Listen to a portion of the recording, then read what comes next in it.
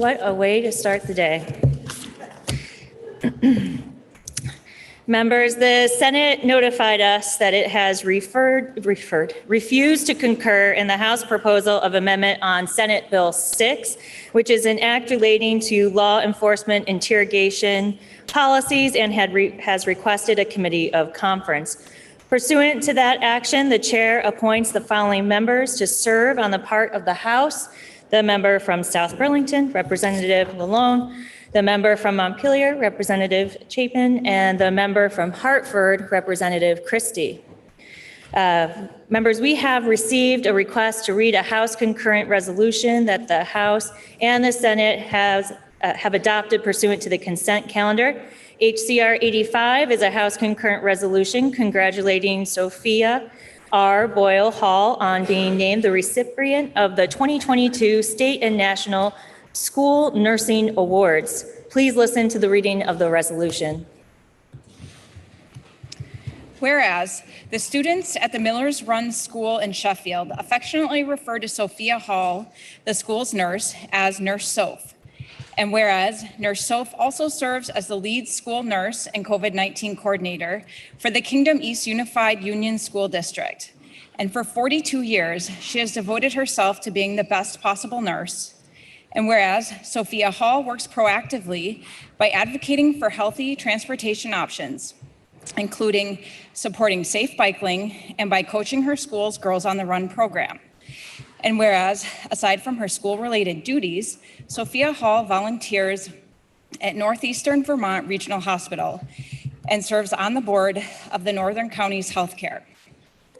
And whereas her professional colleagues have recognized Nurse Sophia Hall's dedication and leadership first by electing her as a president of the Vermont School Nurses Association from 2017 to 2021, and then in 2022 by selecting her as a state school nurse of the year.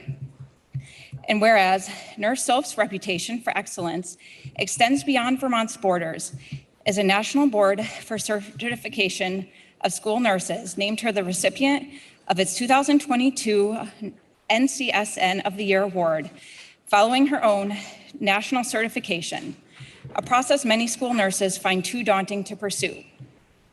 Now therefore be it resolved by the Senate and House of Representatives that the General Assembly congratulates Sophia R. Boyle Hall on being named the recipient of the 2022 State and National School Nursing Awards.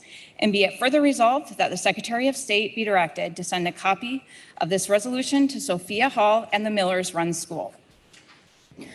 Are there any announcements? Member from Chester. Madam Speaker, it is my pleasure today to introduce two of my constituents from Windham. One is my predecessor, former Rep. Carolyn Partridge, who served in this House for 24 years, really big shoes to fill. And her talented son, Ben Partridge, who is a wonderful musician and has played the bagpipes for devotionals regularly for the past 21 years. So thank you so much for that performance, and could you please join me in welcoming them to the House? Thank you. Will the guest of the member from Chester and the former member please rise and be recognized?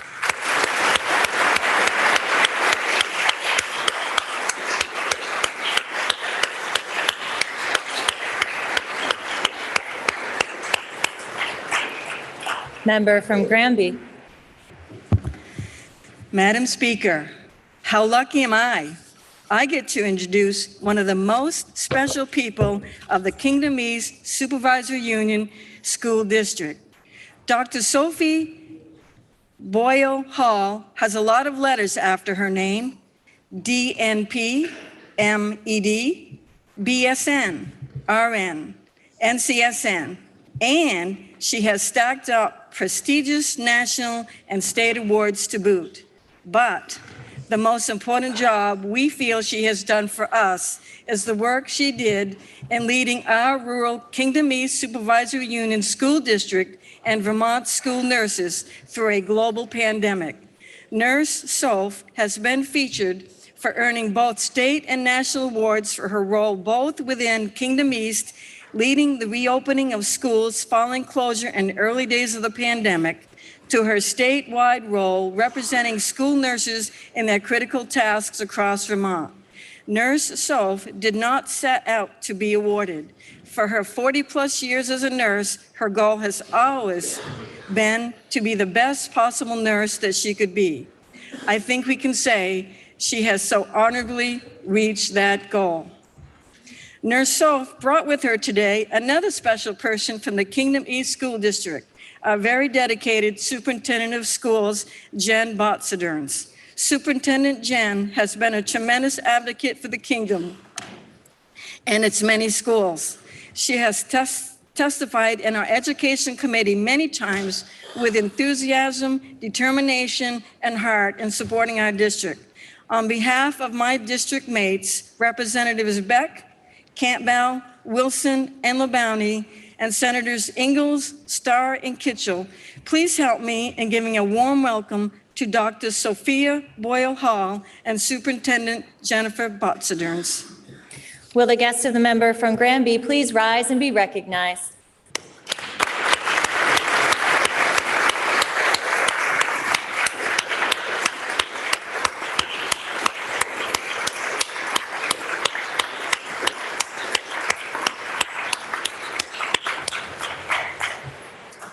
Member from Burlington? Yeah. Station.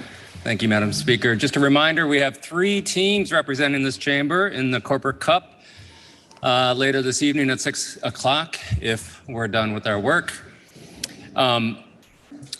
We'd love for you all to be there. If you can't, it occurred to me that you're going to need our team name to check our results online.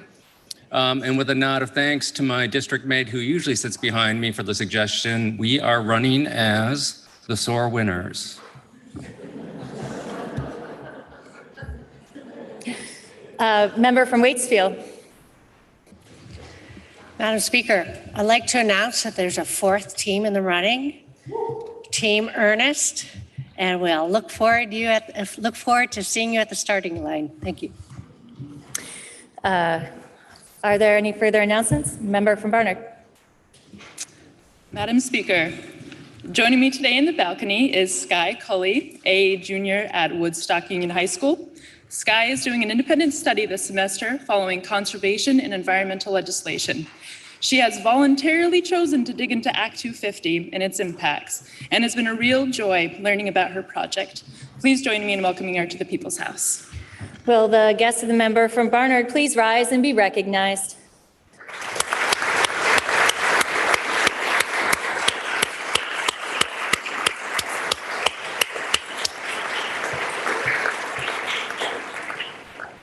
Member from Woodstock. Thank you, Madam Speaker. You will see around the State House today, there are about 30 high school junior and seniors from Woodstock Union High School, as well as the member that we just recognized, and I would like for everyone to welcome them to the People's House. Will the guest of the member from Woodstock please rise and be recognized?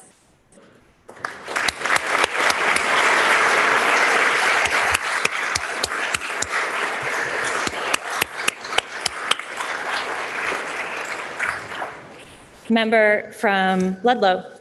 Madam Speaker, I have some friends, constituents, and family of one of our pages seated in the gallery. Please help me in welcoming them to the People's House. Will the guest of the member from Ludlow please rise and be recognized?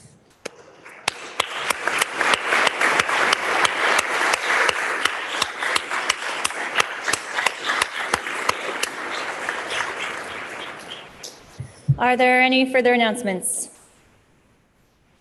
Seeing none, orders of the day.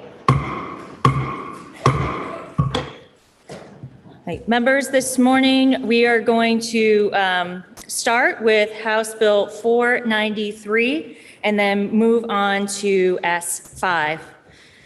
So with that, we'll begin with House Bill 493, which is an act relating to capital construction and state bonding. The bill passed the Senate with the proposal of amendment that is printed in today's calendar. And the member from Springfield, Representative Emmons, will be moving to concur in the Senate proposal of amendment with a further amendment thereto. Member from Springfield. Madam Speaker, we have before you today, we hope, is the final version of our 2000 FY 24 and 25 capital budget. We passed over our House bill back in the end of March, beginning of April. The Senate passed over their version last week, and we have been working with our counterparts in the other body to present to you today an amendment from the House Corrections and Institutions Committee that you will find on the starting on page 3544 of today's calendar. We are proposing that we concur with the Senate proposal of amendment with further amendment. We are doing a strike all because it would be much easier than comparing what the Senate did and what our version was. But let me give you just a really brief summary. We ended up with the same dollar amounts we have in our capital budget over for 2 years, about $122 million. We are also linked to our general fund, our appropriations bill, and there are capital projects that will be coming out of the appropriations bill will be funded there to the tune of about 42 million over particularly FY24 and some in FY25. The differences were not substantial in any means. We did concur on putting back much of what we had in the House version. They had taken out some money to proceed with a courthouse in Newport.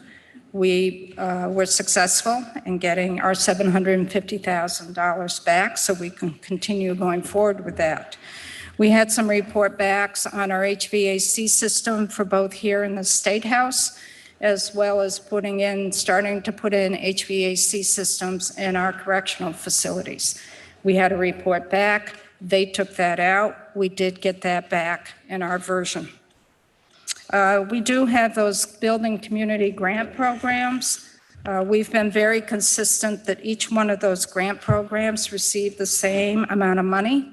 They started to pick and choose which ones would get a little more. We came back to our proposal where they all receive the same amount of money. We did agree with the Senate proposal of amendment to put in some more money to go back to our municipalities for municipal pollution grants. These are grant dollars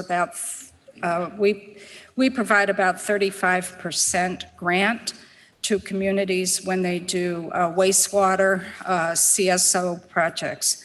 We have $4 million in FY24 in our capital bill, and there's also $4 million in the general fund appropriations bill for a total of $8 million. And we've also met our state obligation, both in FY24 and FY25, for our clean water and drinking water revolving loan funds. And the obligations is for the federal infrastructure bill, the IIJA. We have met our state obligation to draw down those federal dollars. And in the appropriations bill, we have met our obligation for FY26 and FY27. So that completes my report, Madam Speaker, and our committee vote was 11-0-0 in favor of this amendment. And I want to thank my committee members for hanging in there and working through this, because it was a roller coaster for a bit. But I ask that the bodies support our amendment. The question is, shall the House concur in the Senate proposal of amendment with further amendment thereto? Are you ready for the question? If so, all those in favor, please say aye. Aye. All those opposed, please say nay. The ayes appear to have it. The ayes do have it, and you have concurred in the Senate proposal of amendment with further amendment thereto. Member from Poultney, can you please offer us a motion to suspend our rules to message our action on House Bill 493 to the Senate forthwith? Madam Speaker, I make a motion to suspend rules and to message our actions on H 493 to the Senate forthwith. You have heard the motion. Are you ready for the question? If so, all those in favor, please say aye. Aye. All those opposed, please say nay. The ayes appear to have it. The ayes do have it, and you have suspended our rules to message our action on House Bill 493 to the Senate forthwith. Members, now we'll take up Senate Bill 5, which is an act relating to affordably meeting the mandated greenhouse gas reductions for the thermal sector efficiency, weatherization measures, electrification, and decarbonization. The governor vetoed the bill and returned it to the Senate, which voted to override the veto. The governor's veto message can be found in today's calendar. Pursuant to Chapter 2, Section 11 of the Vermont Constitution, the House will now reconsider the bill by voting on whether to pass it by overriding the veto. By the Constitution, overriding the veto requires a 2/3 vote of members present, and this vote must be taken by roll.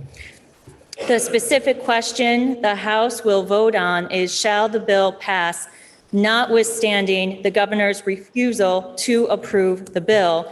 So just to confirm for members, a yes vote is a vote in favor of the bill in order to override the veto. A no vote is a vote against the bill in order to sustain the veto. Members, this question is debatable, and after the conclusion of any debate, as required by the Constitution, the clerk will call the roll. The question is, shall the bill pass notwithstanding the governor's refusal to approve the bill? Are you ready for the question?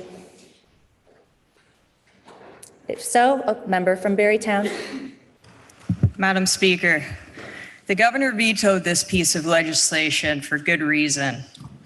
This bill is not a study. It will begin the implementation of policy that will set the stage for a carbon tax. Once the bill is enacted and the wheels are set in motion, it will be impossible to turn back. The bill favors those in Chittenden County that are on natural gas lines and will penalize those in rural communities that must use propane. It will set the stage for yet another regressive tax that will hurt low-income Vermonters and folks that need it the most.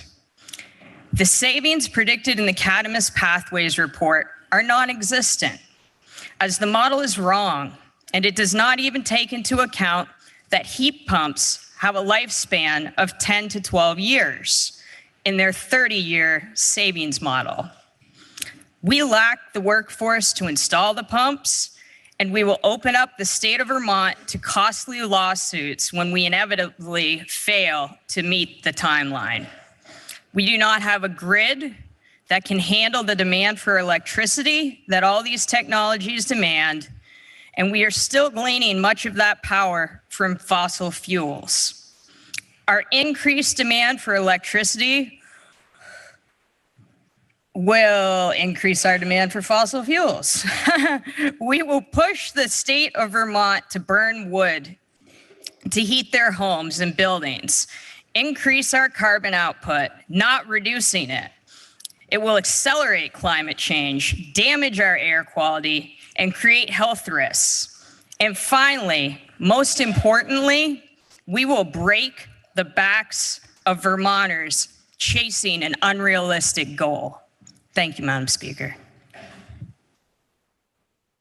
The question is, shall the bill pass notwithstanding the governor's refusal to approve the bill? Member from Northfield.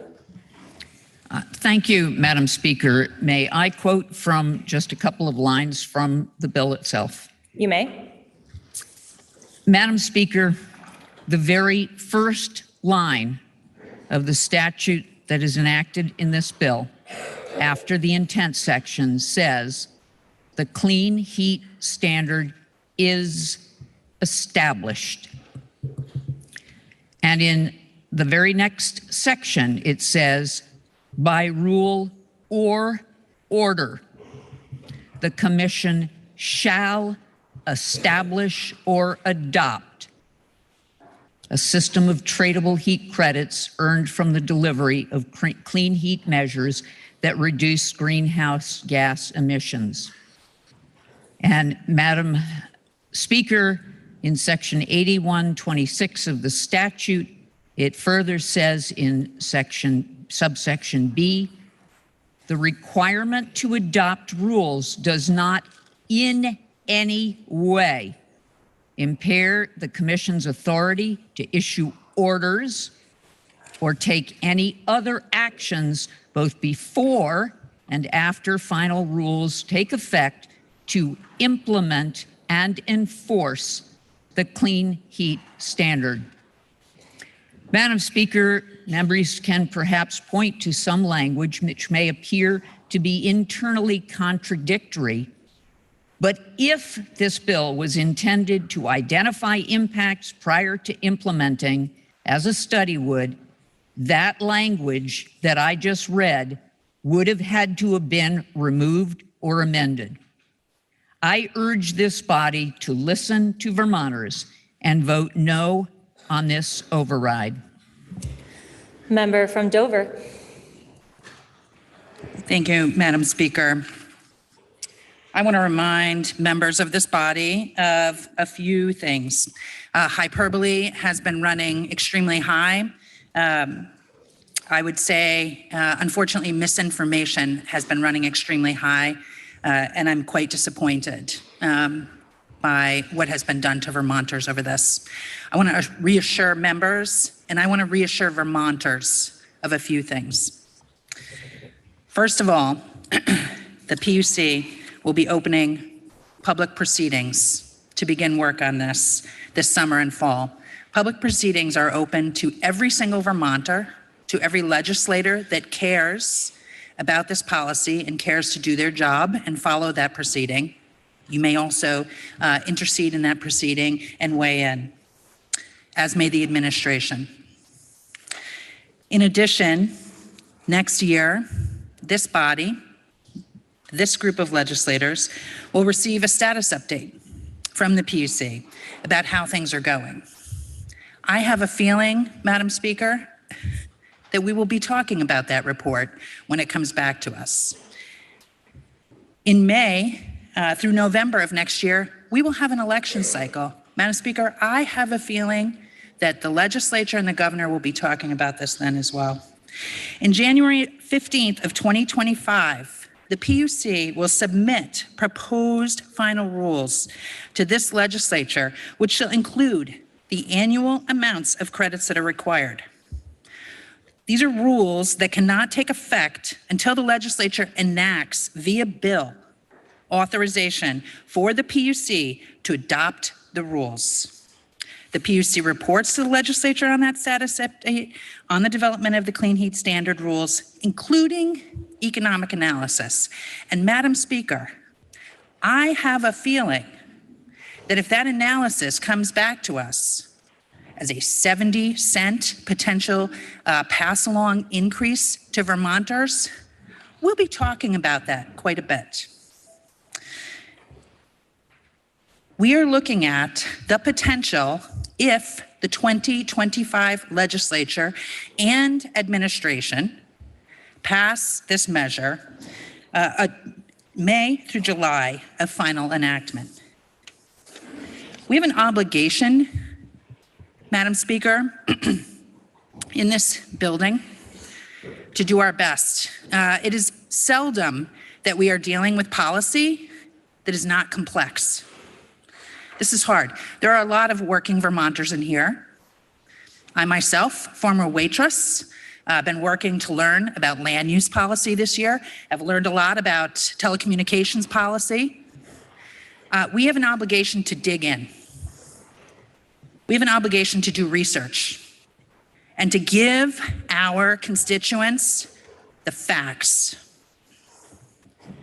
We have an argument that has been made, essentially, that there's no means of pulling this back. It's a procedural argument made against the quote unquote check back. And it's one that we will learn is false. We've been reassured not once, but twice by our legislative counsel that the measures, the unusual measures, I will add, that we have taken to meet the governor's request for this check back are intact. The materials that explain those checkbacks are available to every member and the administration. And I believe we have a responsibility to understand what those materials say and also to explain them to Vermonters. It is not right what we have been pushing out of this building. I think we also have a need to understand a word that is used fairly commonly in legislation, and that word is notwithstanding. Notwithstanding means in spite of. And so while the member from Northfield is correct, we do use language that says this is we are enacting this. We further on in the bill note that it is notwithstanding a number of measures. It's unusual in this bill to have that. It's something that we've had to do to satisfy, to the best that we could, the administration's requests for further accountability from this body. And I will remind you and the body, Madam Speaker, we don't need a check back to do our job. At any moment, this legislature can stand up, introduce legislation, and change a law. But we've done this. We've done it not once, but not twice. So, Madam Speaker, I have more to say, but I think we've said a lot. And I urge the body to vote yes. The question is, shall the bill pass notwithstanding the governor's refusal to approve the bill? Are you ready for the question? Member from St. Albans City. Madam Speaker, I rise in support of S5. When I was walking my dog this morning, I had a neighbor stop and ask me if we were going to vote on this today and encourage me to vote yes. I'm voting for S5 because I believe that this is going to help many, many Vermonters save money in the future. We're starting a process today that will help transition the people who sell heating fuels to cleaner technologies, will help Vermonters weatherize and become more efficient in their homes, and will help save them money. This is a very important vote today, and I'm proud to vote yes. The question is, shall the bill pass notwithstanding the governor's refusal to approve the bill? Are you ready for the question? Member from Orwell. Thank you, Madam Speaker. This has been an interesting one because not only has it forced me to think about the bill, as we always do, it's also forced me to think about the question of what does it mean to be a representative in a representative democracy. I had a very interesting email exchange with a constituent over the past week who was urging me to vote in favor of overriding the veto. And during our exchange, he said something to me that was really striking. He said, it's not your job to listen to, I'm paraphrasing here, it's not your job to listen to what people are saying. It's your job to study the bill, decide what's best for people, and then tell them what you're doing. And that struck me so much because that is so different from how I view what my job is here. I've noticed that 95, maybe even 99% of the time, I don't hear a peep out of my constituents about what we're doing. Occasionally, I'll get an email here or there that says, you know, I'm like this or I don't like this, but it might be just one or two people. But since I last spoke on this floor about S5, the number of people I've heard to has increased so much, and nearly every single one of them has told me either that they were proud of me for voting against it in the first place or encouraging me to keep my vote the same during this veto override. And that's, in my view, what representative democracy means. We can't have a direct democracy with hundreds of thousands of people. We have a democracy where people elect people in order to represent them, to do what they want to see done in the state. And when I hear from over, sample size now that's stretched over 150 people, and over 90% of them telling me, we do not agree. We have looked at this. We have read about it. And as have I, and as I've said earlier, I agree with them. But who am I to stand in the way of over 90% of my constituents and their wishes as to what the laws of the state of Vermont will look like? And despite the technical things that I've pointed out before in conversations that I've had about the technical aspects of the bill, I just keep on coming back to what does it mean to be a representative in a representative democracy? And that's why my vote will be staying the same on this one, and I'll be voting to sustain the governor's veto here. Thank you. The question is, shall the bill pass, notwithstanding the governor's refusal to approve the bill? Are you ready for the question? Member from Castleton. Thank you, Madam Speaker. It goes without saying that the governor and I don't normally agree on a lot of things, but in terms of this topic, I agree with him on it. And one of the main reasons why I agree with him on it is the fact that the state of our state right now, we have a plethora of issues that we need to figure out. We have a workforce that is aging out. We have one of the most expensive places to start a business in the country. And people are struggling to find homes. And this is before we end up adding any additional taxes or regulations or whatever we want to call them. At this point in time,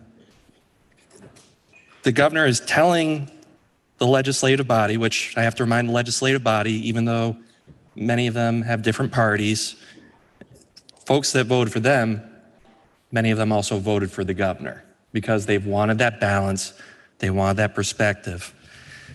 And at this point in time, the governor is telling us we need to hit the brakes before we go off the cliff.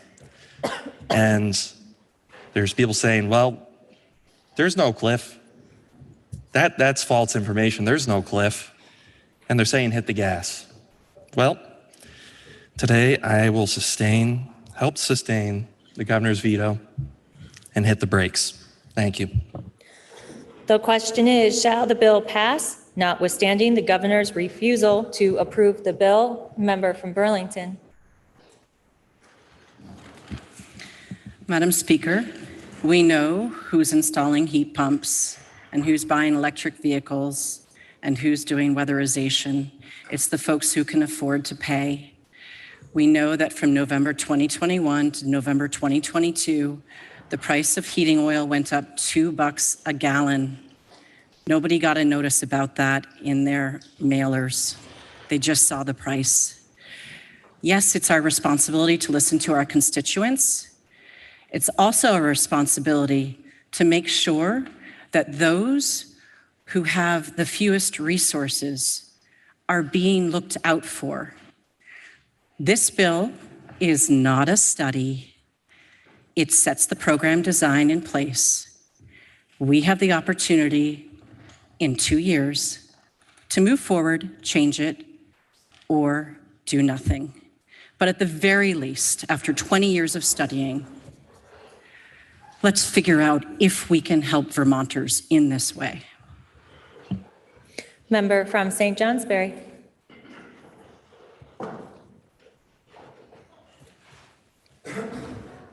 Madam Speaker, the objections to this bill have ranged from the practical to the fanciful. At this point, nearly all members' positions have hardened.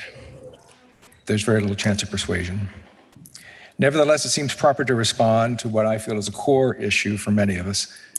What will be the impact of S5 on those living on low or fixed incomes? Madam Speaker, as most members are aware, 30 years of my career were spent in weatherization assistance in 3 e-thermal programs, both of which target lowering energy bills and housing costs for those below 80% of median income. I'm very aware of and motivated by reducing costs and improving quality of housing for those least able to afford the capital cost of insulation and equipment. The urgency for passing the Affordable Heat Act is to advance these very goals. Far from being too fast, as some would have it, we are really quite late.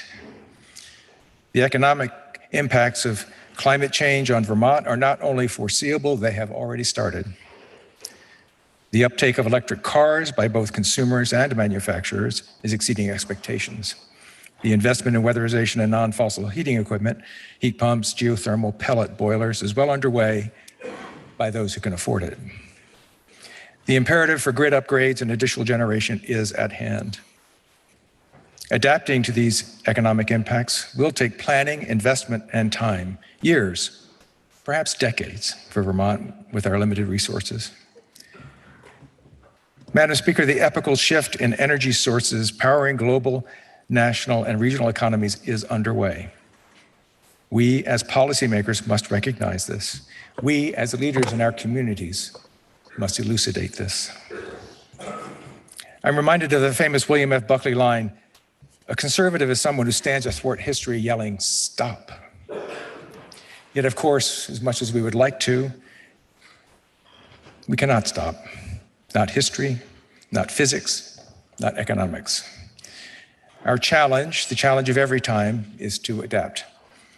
And the challenge of helping our constituents to adapt lies in smoothing the transition, the inevitable transition, to a dramatically less fossil fuel dependent lifestyle. Again, it is a transition that will take years, possibly decades. It will not be, it cannot be entirely cost-free. But the longer we delay, the higher the costs and the greater the disruption, especially to those closest to the edge economically. Further delay may save a few cents per gallon today, but it's only preserving our vulnerability to a volatile global market and exposing those most vulnerable to far greater consequences in the future. I urge my fellow public servants to support the override of the governor's veto. The question is, shall the bill pass notwithstanding the governor's refusal to approve the bill? Member from Starksboro. Thank you, Madam Speaker. Following my colleague's idea, I went for a walk yesterday behind the State House, and I didn't find any propane trees either. It makes me think, where's this propane coming from? Where's the fossil fuel coming from?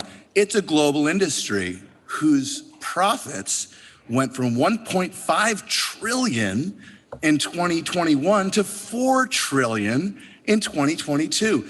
That's a lot of money. I remember that the price I was paying for propane was $2 a gallon in 2021 and $4 a gallon in 2022.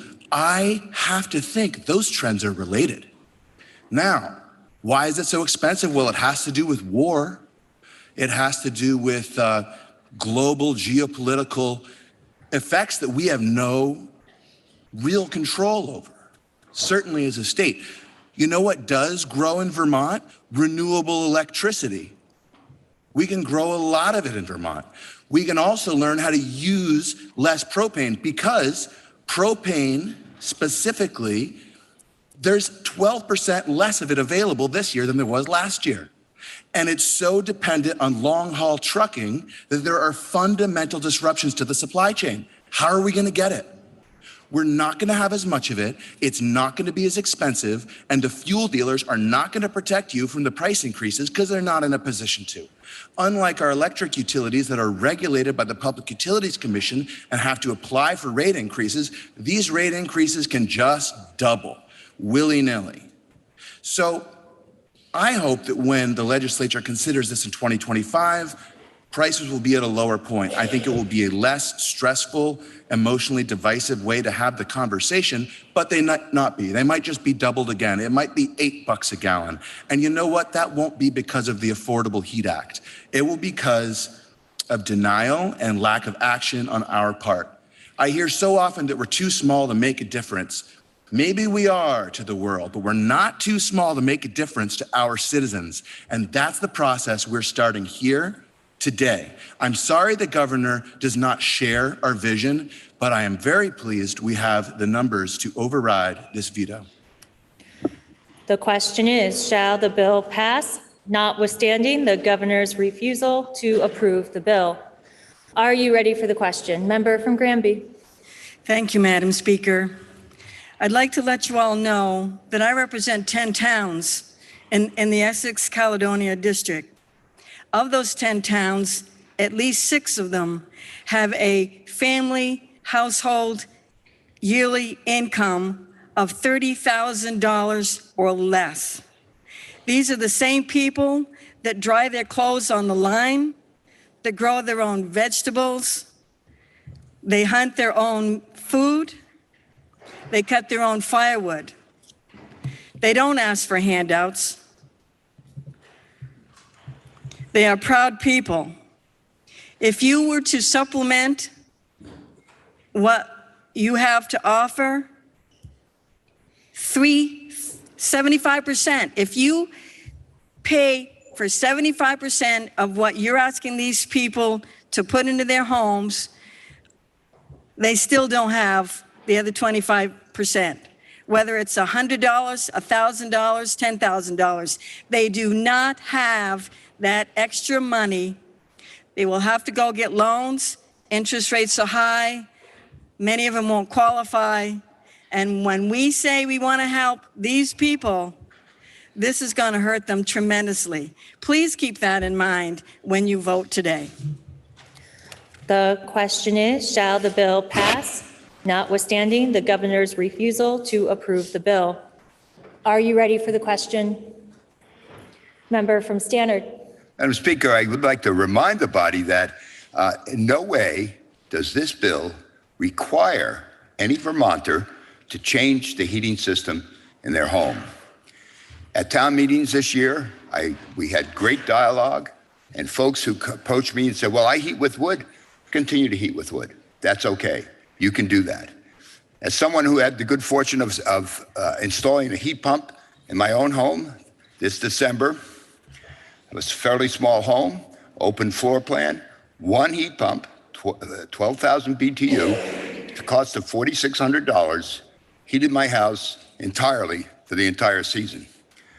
The latest model Fitsitu that I installed in my home I was told that it would last 20 years before it needed not to be replaced, but to be repaired. So again, you know, the amount of misinformation that's coming out here is stunning, and no one will have to change the way they heat their home, according to this bill. And I urge the body to support the override in this case. Thank you. The question is, shall the bill pass, notwithstanding the governor's refusal to approve the bill? Are you ready for the question? Member from Poultney. Madam Speaker, we understand some action is needed to address climate change. We have supported significant investments to do just that. In our current fiscal year budget, we committed over $200 million to climate change. How we address climate change is where we disagree. Governor Scott's veto as of S5 does not come lightly. Our caucus has many concerns about S5. Our citizens of this great state have many concerns about this bill. 71% of Vermonters voted Governor Scott into office. Every town in the state voted for Governor Scott. I have never received more email on any issue before us than I have received from the citizens of our state to implore me to vote no on S5. Vermonters deserve to be listened to. There are significant concerns with this bill. The work laid out, as has been stated, is not a study. The bill is complex and specific. The clean heat standard is not just being evaluated and designed, but rather locks in an approach and directs the PUC to develop a final rule to implement the bill's vision. The clean heat standard is an ambitious, complicated and a largely untested approach, and is going to require an incredible amount of work to develop and implement. The work is required to start long before the final rule comes back to the legislature in 2025. The PUC can adopt and issue orders to implement and enforce the Clean Heat Standard program that they are standing up without legislative approval. We will receive a report on or before February 15th, 2024. However, the program is being stood up without a study as to what the effects are with this program regarding costs to Vermonters, businesses, or the state. Transitions cost money, and cost estimates, where they exist, have varied widely, meaning even if you disagree with the administration's estimate, we really do not know how much this program will cost. We have an obligation to Vermonters to be able to tell them what this cost will be and be able to restructure the program as needed to accommodate what is feasible, not only financially, but also technically.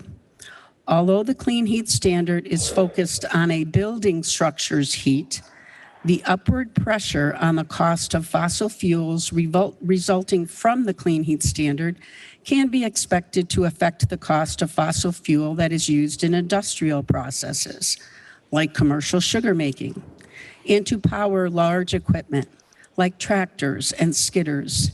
It is simply not possible to separate and hold harmless the fuel being consumed for these purposes. This will have a disproportionate impact on rural economies who rely on farm and forest-based businesses. Despite these concerns, there are also numerous unknowns. Where will the revenue come from to finance the investments needed to implement the Clean Heat Standard? Who pays more? Fuel suppliers, individual homeowners, our government, which, by the way, is funded by corporate and personal income taxes. How will the policy changes envisioned by the Clean Heat Standard trickle down through the economy? How will the upfront cost of new heat pumps and other measures be paid? What portion of these costs will be offset by savings as a result of less heating fuel and more electricity consumption? What impact will the Clean Heat Standard have on the price of heating fuel by fuel type? What impact will the Clean Heat Standard have on rates for natural gas and electricity? How will the costs and savings resulting from implementation of the Clean Heat Standard be distributed across Vermont households? Will there be differences between urban and rural customers by income level? Where will Vermont have the workforce needed to support implementation, including electricians, mechanical system installers, and home weatherization teams? What supporting policies are critical to implementation of a Clean Heat Standard, such as residential electric service upgrades and improvements to grid structure, and how are they being planned for? There are ways to achieve the fundamental goal of a Clean Heat Standard, to fundamentally change the way we heat our homes and businesses in a stepwise fashion that allows for risk and cost to be managed. We have to do something. It does not follow that we should simply settle for anything. The legislature spent a lot of time this session perfecting the policy without the information needed to know how it will impact people. Because we currently do not have a clear understanding of how much the Clean Heat Standard will cost to implement, it limits our ability to plan for how to equitably distribute these upfront costs, particularly when it comes to low and moderate income Vermonters. Unfortunately, rather than working sequentially, the PUC will have essentially completed their rulemaking by the time the potential study is completed. This mismatch in timelines could result in the PUC developing a rule that is unfeasible to implement. I will once again state that we are usurping our authority by delegating our job as elected officials to the Public Utility Commission, an unelected body of individuals Further, we give the PUC authority to stand up 2 committees without one elected official serving on either one. It has been suggested that the legislature will rework the PUC's final rule in 2022-25 based on the results of the potential study. This is only necessary because the clean heat standard does not work sequentially. It also creates real uncertainty for fuel dealers and any organization considering serving as the default delivery agent, as is stated in the bill, and limits the ability of these organizations, integral to the clean heat standard's success, to anticipate what they will be required to do. I urge this body to sustain the governor's veto.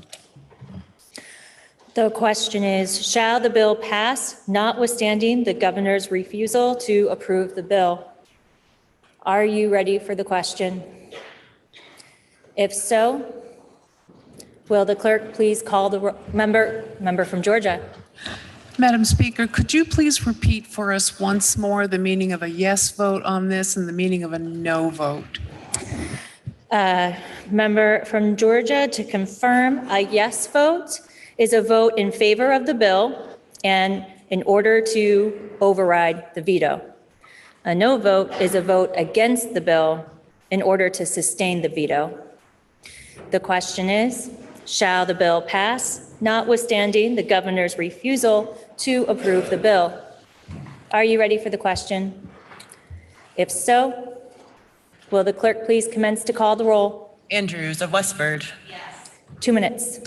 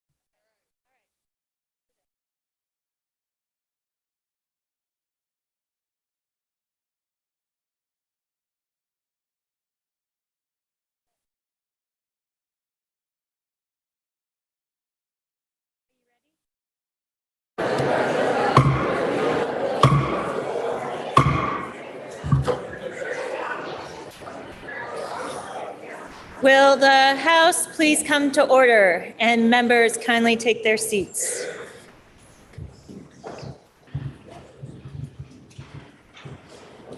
Will the House please come to order? I would like to remind members that we are in the middle of a roll call vote.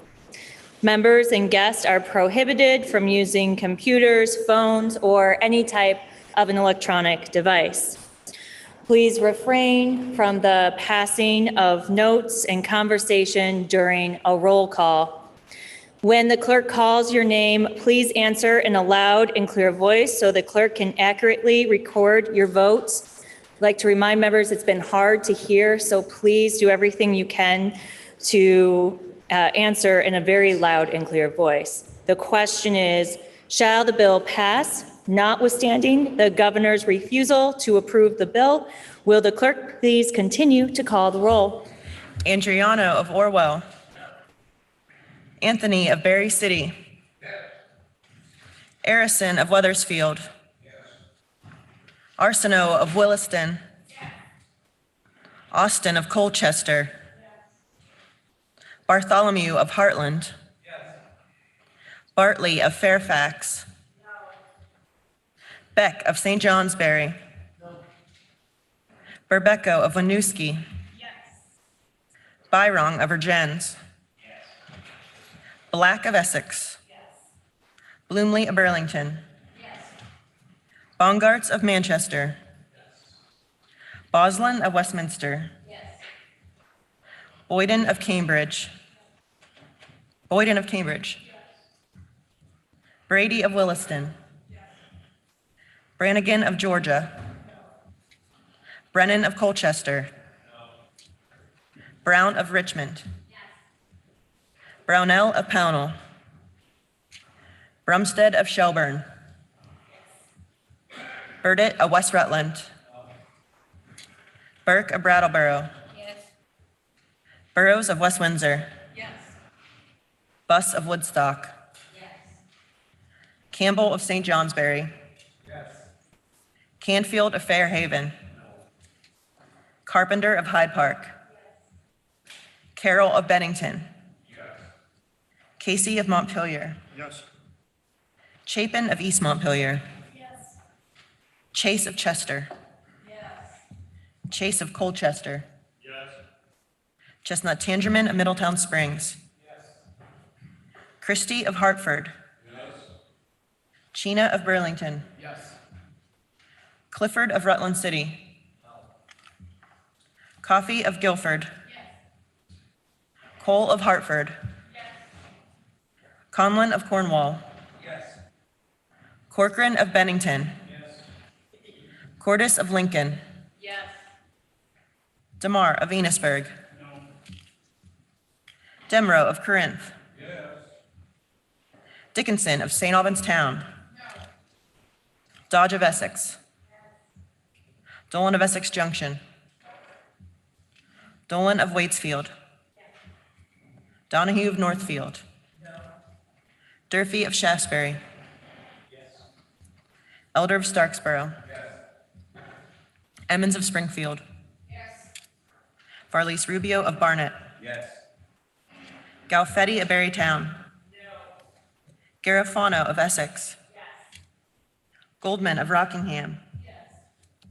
Ghostland of Northfield. Graham of Williamstown. Granning of Jericho. Gregoire of Fairfield. Hengo of Berkshire. Harrison of Chittenden. Hedrick of Burlington. Higley of Lowell. Holcomb of Norwich. Hooper of Randolph. Hooper of Burlington. Houghton of Essex Junction. Howard of Rutland City. Hyman of South Burlington. James of Manchester. Jerome of Brandon. Kornheiser of Brattleboro. Krasnow of South Burlington. Krowinski of Burlington. Labor of Morgan. LaBounty of Linden.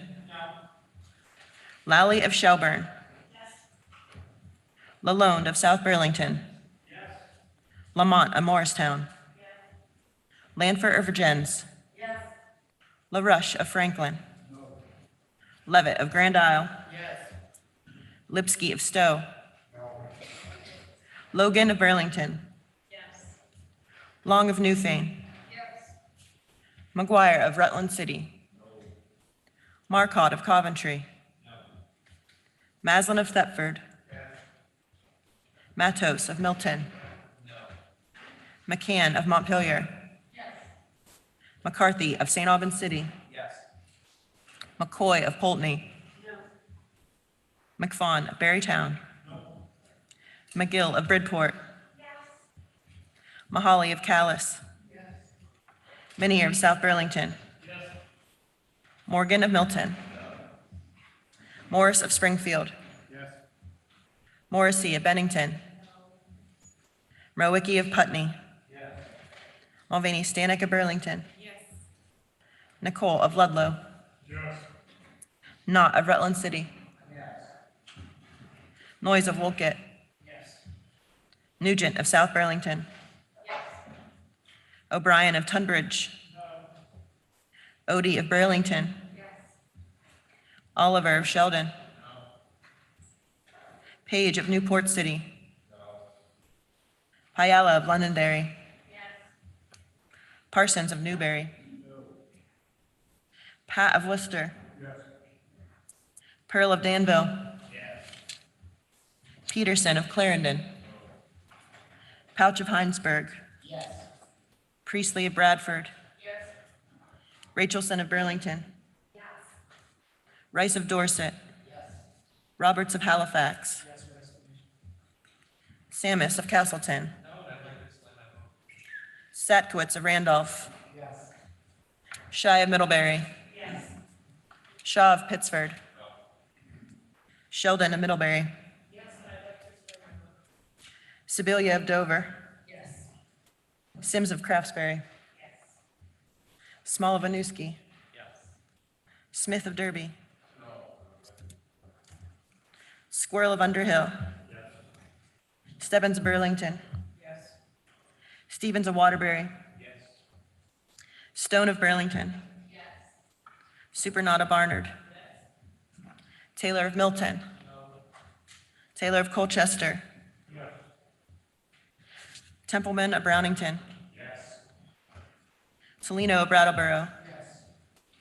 Tooth of St. Albans Town. Torrey of Moortown. Triana of Stannard. Walker of Swanton. Waters Evans of Charlotte. White of Bethel. Whitman of Bennington. Williams of Berry City. Williams of Granby. Wilson of Linden. Wood of Waterbury.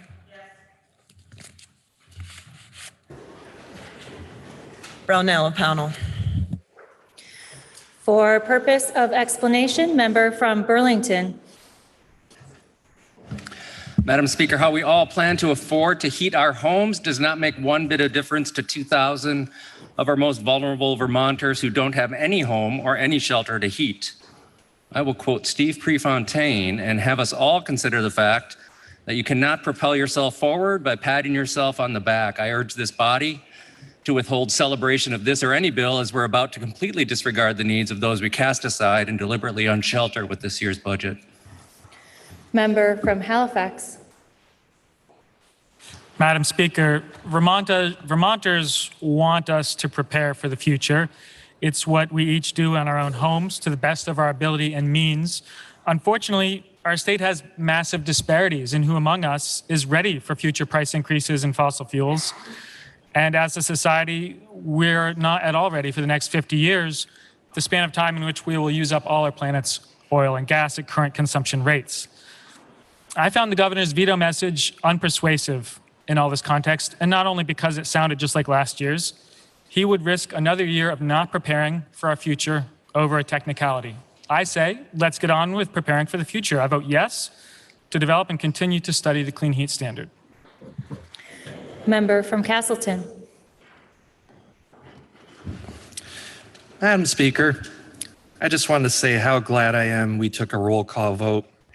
So when the cost of living goes up for citizens of our state, yet again, they know exactly who to blame. Member from Middlebury. Rather than being afraid and postponing actions that address our addiction to fossil fuels, the Affordable Heat Act gives us a responsible framework to meet our carbon reduction goals. The Affordable Heat Act is a commitment to work together for a brighter future. Our children are counting on us to do everything we can for the future of people and the planet. Member from Derby. Thank you, Madam Speaker. I want to offer to my constituents in Derby and former constituents of Morgan, Holland, Charleston, and Brownington my sincere apology for the passage of S5. Thank you. Member from Manchester. Madam Speaker, may I explain my vote? You may. I believe that everyone who serves in the legislature shares a common goal.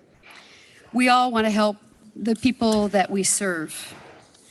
The Clean Heat Standard holds tremendous potential to do that, to help people save money in a sustainable way.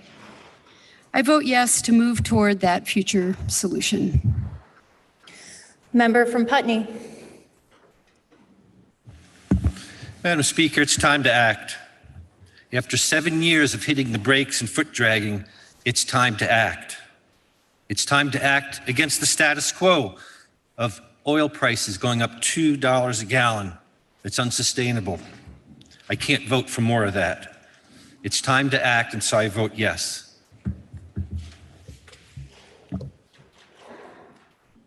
Member from Barrytown. Thank you, Madam Speaker. Madam Speaker, I Members- voted no on S5 because people I heard from in my district were many, loud and clear when they asked me to vote no. I heard their voice and I represented their voice when I voted no. Thank you.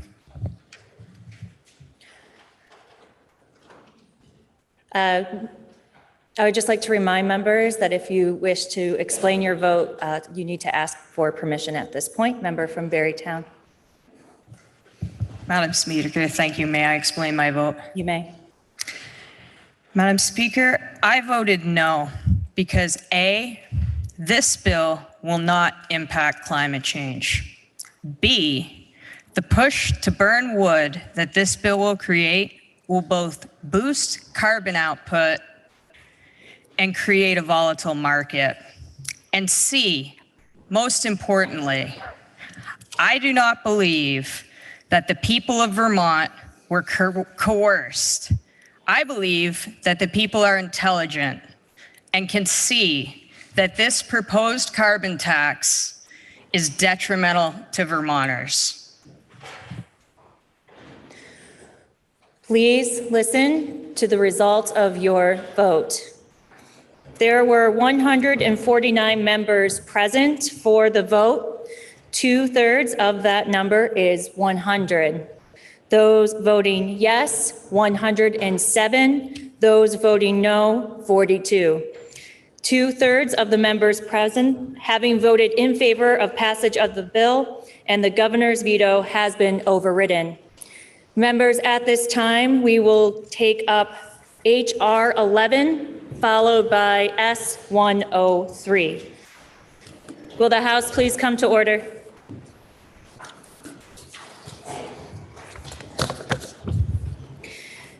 Next is House Resolution 11, which is a House resolution relating to establishing the Special Committee on Impeachment Inquiry and granting investigatory powers. Please listen to the third reading of the resolution.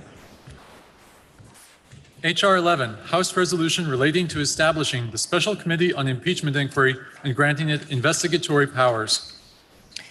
The question is, shall the House adopt the resolution? Are you ready for the question? If so, all those in favor, please say aye. Aye. All those opposed, please say nay. The ayes appear to have it. The ayes do have it, and the resolution is adopted. Next, members, we will turn to Senate Bill 103, which is an act relating to amending the prohibitions against discrimination. Prior to third reading, the member from Fairfax, Representative Bartley, and others offer an amendment that is printed in today's calendar. Member from Fairfax. Thank you, Madam Speaker. We know that the current federal statute that states discriminatory harassment need be severe and pervasive does not adequately protect those who are experiencing the abhorrent conduct of discrimination or harassment in their workplace and public places of accommodation. We also know that the current Vermont standard of severe or pervasive by itself does not go far enough for the protection of those in protected classes. What my amendment to S-103 does is replicate the California statute that defines the statute of severe or pervasive and provides guidances for their courts.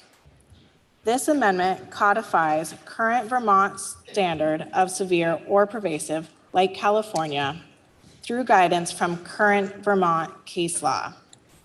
Employers and employees need the opportunity to take steps to address issues in their workplace and improve the overall health of the work environment for current and future employees.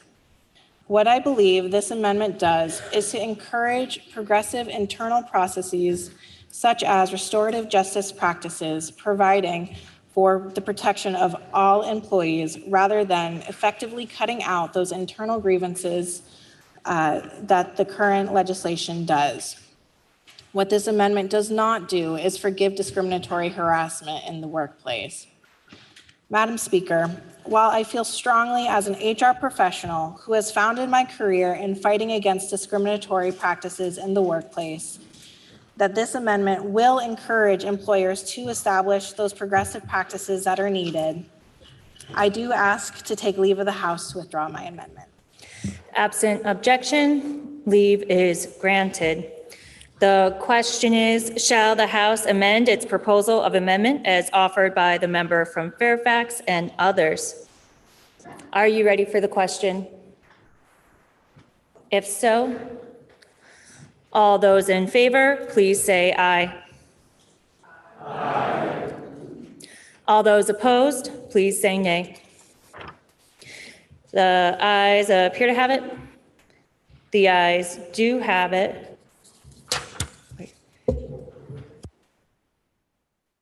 Members, I am getting ahead of myself. One moment here.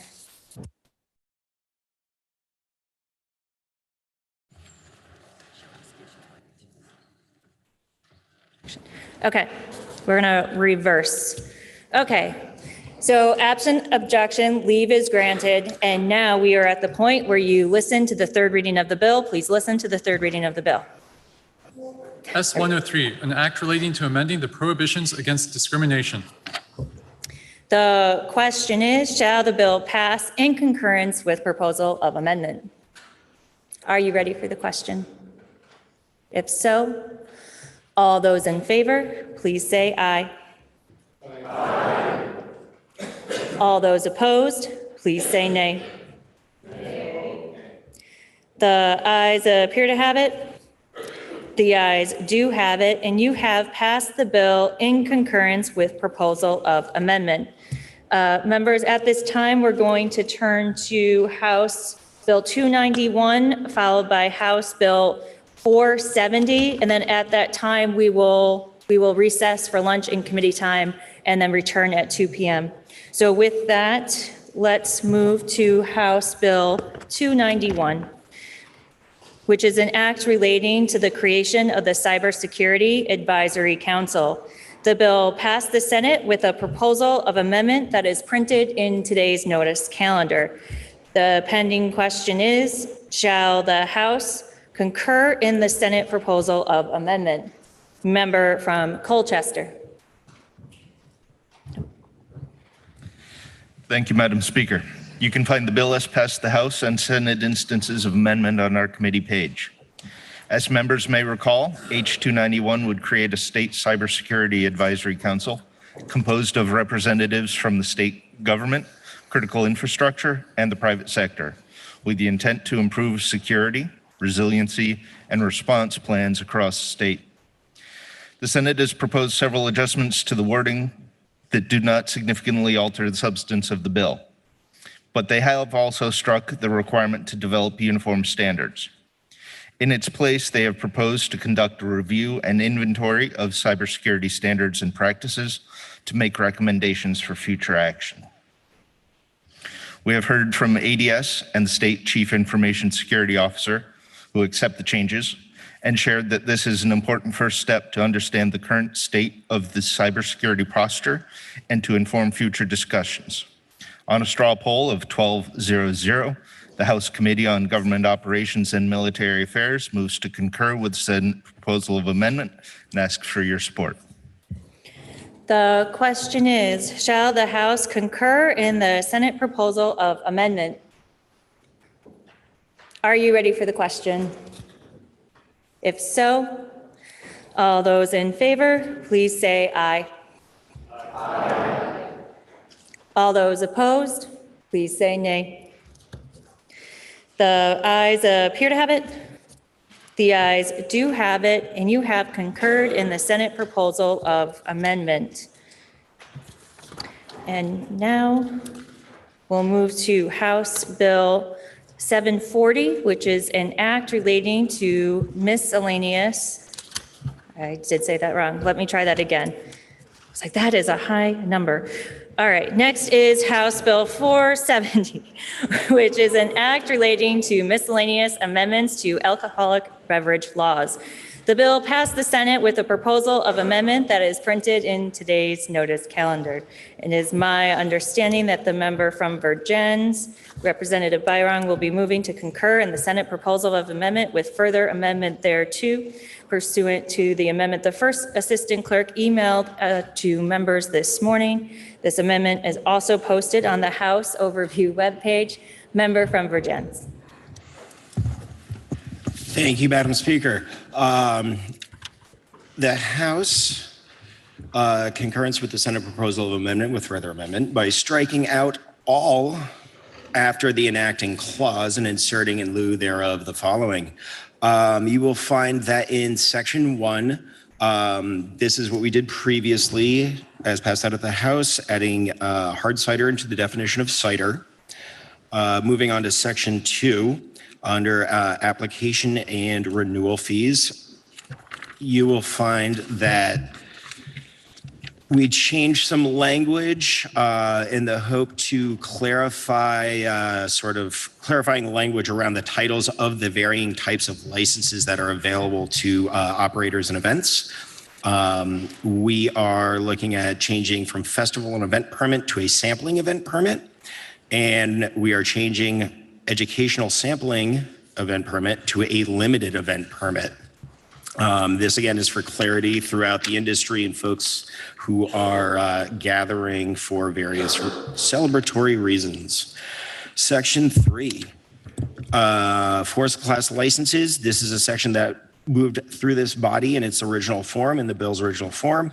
This is bringing the number of fourth class licenses for manufacturers who operate off-premise at such events as farmers markets, etc. We're taking that from 10 to 20. That is not changed from how we passed.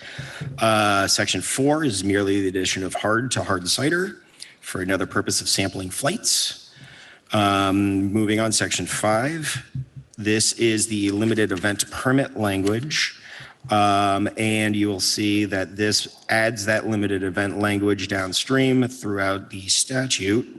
And then has added language that provides clarity to how wholesalers, dealers, manufacturers, and other license holders can offer product for sale to these events through just different aspects of invoicing, etc. Happy to answer questions on that later if anyone is curious. Again, clarifying language around limited events. And then in subsection D, this subsection, the provisions add rules regarding the sale of alcoholic beverages and permits, and this makes sure that the sale of alcohol at these events, that the appropriate sales tax is remitted to the state. Section 6 is amended to read: sampling event permits. Again, this is just the addition, or I should say the change from a festival event to a sampling event. Of course, this is offering more clarity to like the intent of that particular license. This particular provision in the previous one is also clarifying ambiguity to an act that was passed through this body, I believe 2 bienniums ago. So this is clarifying clunky language, to say the least. Moving on, we have just a couple more instances of sampling event language being added. Section 7, just adding hard to hard cider again to tax language. Now, Section 7, you may recall that we were removing the sunset on the provision that allowed the to-go sale of beverages, alcoholic beverages from first and third class licensed establishments. We are removing that sunset, but we are adding another 2-year sunset. So yes, this is a sunset to the sunset. So the committee will receive a report from the Department of Liquor and Lottery in conjunction with stakeholders on January 15th, 2025 to reevaluate. Effective dates, Section 10. Section 8 will be on passage, and all other sections, July 1, 2023. Madam Speaker, your Committee on Government Operations and Military Affairs voted 12-0-0 on this amendment and asked for the body's support. The question is, shall the House concur in the Senate proposal of amendment with further amendment thereto? Are you ready for the question? If so, all those in favor, please say aye. Aye. All those opposed, please say nay. The ayes appear to have it. The ayes do have it, and you have concurred in the Senate proposal of amendment with further amendment thereto. Member from Poultney, can you please offer us a motion to suspend our rules to message our action on House Bill 470 to the Senate forthwith? Madam Speaker, I make a motion to suspend rules in order to message our action on H470 to the Senate forthwith. You have heard the motion. Are you ready for the question? If so, all those in favor, please say aye. Aye. All those opposed, please say nay. The ayes appear to have it. The ayes do have it, and you have suspended our rules to message our action on House Bill 470 to the Senate forthwith. So members, at this time, we are going to break for lunch and committee time, so please be in touch with your chair if you're, see if your committee is meeting, and we will return from recess at the fall of the gavel at approximately 2 p.m. The House will stand in recess until the fall of the gavel at approximately 2 p.m.